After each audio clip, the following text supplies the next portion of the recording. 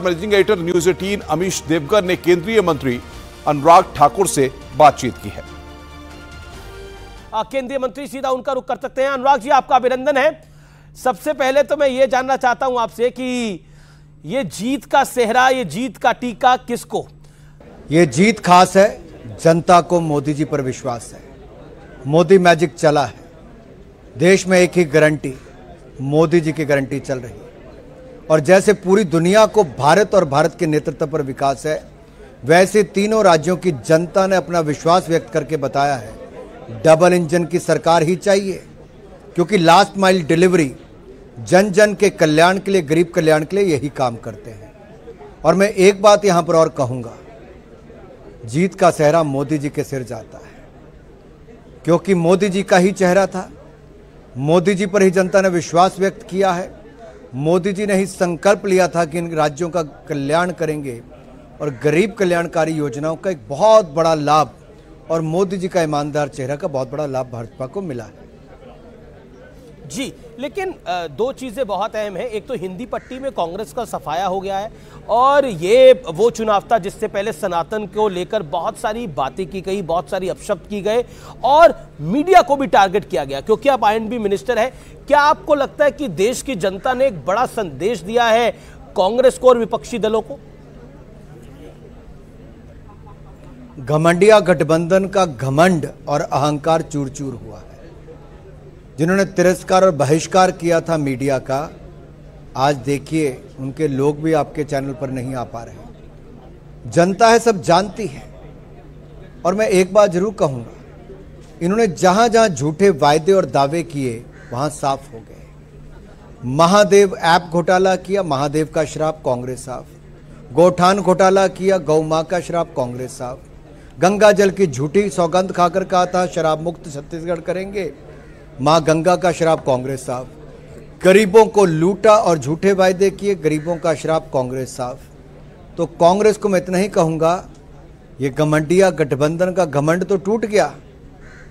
अब इंडी गठबंधन के सामने ये स्पष्ट हो गया है जो हम उस समय भी कहते थे, ना नेता है, ना नीति है और नीयत में भी खोट है।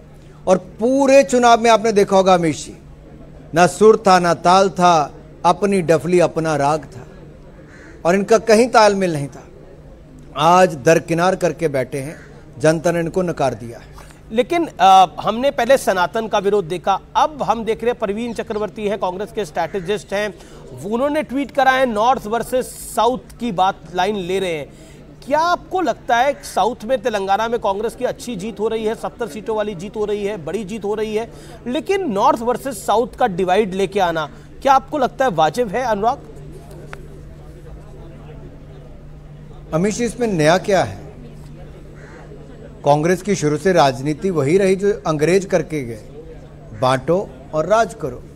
ये जाति धर्म संप्रदाय के नाम पर बांटते रहे, क्षेत्र के नाम पर बांटते रहे, अब उत्तर और दक्षिण के नाम पर बांटेंगे। इनका काम ही बांटने का है और हम सबका काम है, भारतीय जनता पार्टी का, एनडीए का, कि सबको जोड़ के चलना है। हम सबका साथ, सबका विकास की बात करते हैं और ये लोग ये जाति को लेकर आते हैं अपने घोषणा पत्र में, लेकिन जनता ने इनको करारा जवाब दिया है। जनता विकास चाहती है, सुशासन चाहती है और नरेंद्र मोदी जी ने ठीक कहा कि उनके लिए युवा, किसान, महिला और गरीब यही जातियां हैं और उनके कल्याण के लिए मोदी जी ने लगातार काम किया है। जी, लेकिन क्या आपको लगता है कि जो नॉर्थ वर्सेस साउथ की बात करने का प्रयास हुआ है, ये हानिकारक है देश के लिए? क्योंकि साउथ हो, नॉर्थ हो, मध्य भारत हो, ईस्टर्न भारत हो, है तो पूरा देश ही। देखिए, ये जितना मर्जी प्रयास कर ले जी, जाति धर्म संप्रदाय क्षेत्र के नाम पे देश को बांटने का प्रयास करें, ये कांग्रेस करेगी बार बार, कुछ प्राप्त नहीं होगा। देश की जनता बहुत समझदार है, बहुत भली भांति जानती है कि क्या करना है। चलिए, अब जीत तो आप लोगों की आसान होगी, लेकिन मुख्यमंत्री को चुनना थोड़ा मुश्किल होगा तीनों राज्यों के अंदर। मध्य प्रदेश में तो क्या शिवराज जी आएंगे, राजस्थान में कौन किसको लाएंगे, छत्तीसगढ़ को लेकर तो अभी काफी सारी अटकलें लगाई जा रही है। इस पर आप कुछ कहना चाहते हैं?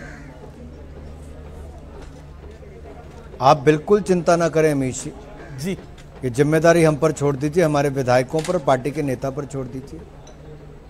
जनता की अपेक्षा के अनुसार ही हम लोग ऐसे मुख्यमंत्री बनाएंगे जो संकल्प जो लिया है उसको पूरा कर सके। एक सवाल, राहुल गांधी का मैजिक क्या आपको लगता है तेलंगाना में चल गया है? और कांग्रेस कह रही है कि भारत जोड़ो यात्रा का ये जादू था जो कांग्रेस को 70 सीटें मिल रही हैं तेलंगाना में। अगर आप तेलंगाना में भी देखेंगे, भारतीय जनता पार्टी का वोट शेयर 7 से बढ़ के सीधा 15% पे हुआ जी। वातावरण तेलंगाना में भारतीय जनता पार्टी ने ही बीआरएस के खिलाफ खड़ा किया, उनके भ्रष्टाचार परिवारवाद को उजागर किया, बेनकाब किया। ये सच्चाई है कि हमारा वोट बैंक दुगने से ज़्यादा हुआ है। सीटें हमारी एक थी, उससे बहुत बढ़कर कई गुना ज़्यादा बढ़ रही हैं। लेकिन जो बात आती है सरकार बनाने की, वो कहीं ना कहीं उस जो एक वैक्यूम था उसका लाभ कांग्रेस को मिला है। लेकिन मैं इतना ही कहूँगा, अगर एक जीत वो देश को बांटने का रास्ता दिखा रही है तो इससे बड़ा दुर्भाग्य क्या होगा। ये जीत इसलिए नहीं कि आप देश को बांटने पे चल पड़ो। जी, वर्ल्ड कप हुआ था हाल ही में, आपको याद होगा जी, जी, जी, नहीं अभी अगर आपको याद होगा, राहुल गांधी जी ने जब केरल से चुनाव जीता था तो उसके बाद उन्होंने कहा था कि उत्तर के लोगों को कुछ समझ में नहीं आता है। उनकी सोच टिप्पणी उन्होंने उस समय भी की थी। जिस अमेठी से वो कई वर्षों तक जीत कर आते रहे, उन्हीं को नीचा दिखाने का हर संभव प्रयास किया।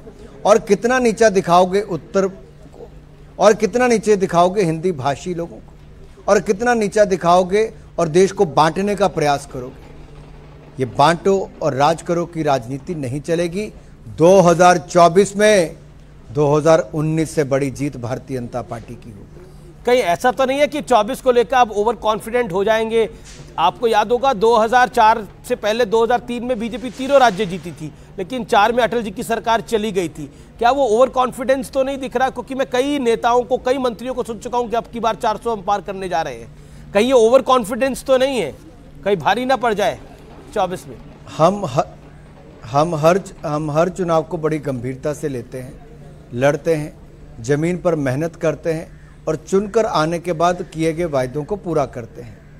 ये कोई अहंकार नहीं। मैंने यही कहा कि 2024 की जीत और बड़ी हो, सुनिश्चित करने वाली हो।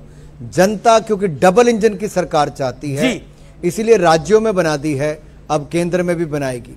पिछली बार 2018 में इन 5 राज्यों में हम नहीं जीत पाए थे, तो पिछले 5 वर्षों में जनता ने देखा कितना नुकसान हुआ। अब की बार जनता ने भरपाई कर दी है राज्यों में। 5 महीनों बाद केंद्र में भी रिकॉर्ड जीत दर्ज कराएगी और मोदी जी को नेता चुनकर देश को और आगे बढ़ाकर, जो 10वें नंबर से 5वें नंबर की अर्थव्यवस्था बनाया, जिन्होंने 13 करोड़ गरीबों को गरीबी रेखा से बाहर निकालने का काम किया, जिन्होंने गरीब कल्याण के लिए ढेरों योजनाएं चलाई, फिर एक बार मोदी सरकार जरूर बनाएगी। One final question. World cup का फाइनल मैच था और भारत उस मैच को हार गया था और राहुल गांधी ने उसके बाद कुछ बोला था, मैं उसको दोहराना नहीं चाहता। क्या आपको लगता है क्या जनता ने एक मैसेज दिया है, एक संदेश दिया है? देखिए, जितना कीचड़ कांग्रेस ने जब जब उछाला उतना कमल खिला है। मोदी जी पर जितने अपशब्द और जितने बाण फेंके हैं, मोदी जी उतने निखर कर आए हैं। जनता इसको स्वीकार नहीं करती कि उनके द्वारा चुने गए नेता पर इतने घटिया शब्दों का प्रयोग किया जाए। आप गुजरात से लेकर देश के चुनाव तक कभी भी ले लीजिए, जब जब कांग्रेस ने हल्कापन दिखाया, निचले स्तर की राजनीति की, अब शब्द बोले, तब तब जनता ने ही जवाब दिया। मोदी जी को कुछ नहीं कहना पड़ा। तो कांग्रेस जितना नीचे गिरेगी, जितने घटिया शब्दों का उपयोग करेगी, मोदी जी उतने ही निखर कर आएंगे, कमल उतना ही खिलता जाएगा। चलिए अनुराग जी, बहुत बहुत शुक्रिया आपका हमारे साथ जुड़ने के लिए और आपको बहुत बहुत शुभकामनाएं एक बार फिर से इस भव्य जीत के लिए। धन्यवाद।